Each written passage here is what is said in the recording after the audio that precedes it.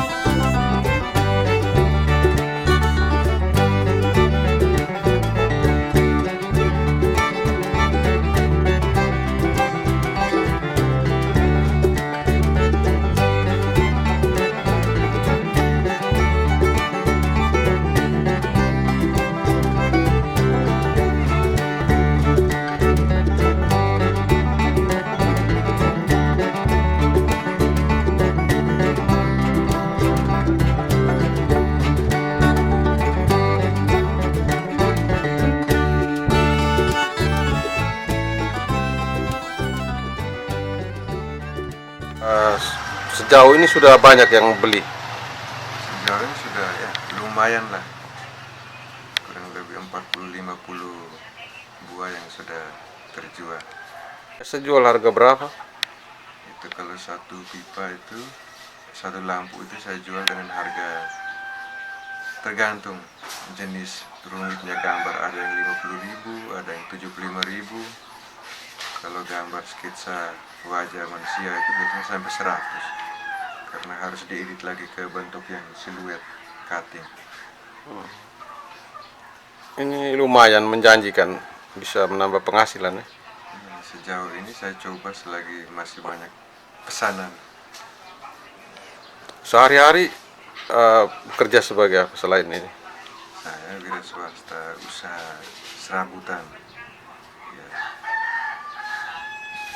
sembako saya. Kios. Punya kios. Belanja siangnya di usaha jual beli sembako di kios, malamnya karena dibatasi waktu untuk mau jualan lagi, makanya saya coba jalan dengan usaha itu. Berarti selama pandemi waktu terbuang jadi dimanfaatkan ya. Banyak terbuang karena selama ini penghasilan besar itu persis pada saat waktu dibatasi itu, pada malam hari. Kalau siang pun kita berharap anak sekolah juga tidak ada, sehingga penghasilan itu jelas turun. Sehingga mau tidak mau kita usaha kreatif lain, sehingga apa yang saya bisa buat saya lakukan saja.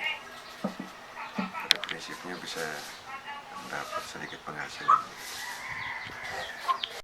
Sejauh ini lebih banyak di Sika, di wilayah Maumberi. Juga ada ke Larantuka, ke Lembata, Ende. Dijual paling murah berapa? Paling murah 50.000 satu lampu. Yang pernah dapat pesanan yang paling sulit? Pernah juga huruf-huruf kaligrafi muslim punya itu, menurut saya yang kalau ini, yang lain mudah. Dengan gambar sketsa wajah orang juga agak sulit. Kalau yang lain-lain mudah. Ternyata yang ini juga banyak yang peminatnya dari kalangan milenial, ya, orang-orang muda. Tapi sebetulnya kalau yang mau disampaikan untuk anak-anak muda, artinya sebenarnya sesuatu yang kreatif itu banyak di sekitar kita. Hanya tergantung bagaimana kita dengan niat atau kita punya kemampuan, punya keinginan untuk merubah itu jadi uang, untuk bisa mendatangkan penghasilan. Berarti memang Nah, jarang ya. orang berpikir sulit duluan, makanya susah untuk mau mulai. Tapi sebenarnya sederhana saja, kita mulai saja dari yang ada, dari yang tidak punya modal, dari yang tidak ada. Sehingga seperti saya awalnya itu saya hanya iseng-iseng, ya, sekedar untuk mau isi waktu dan lain sebagainya. Tapi kemudian ternyata banyak juga yang minat. Seperti itu.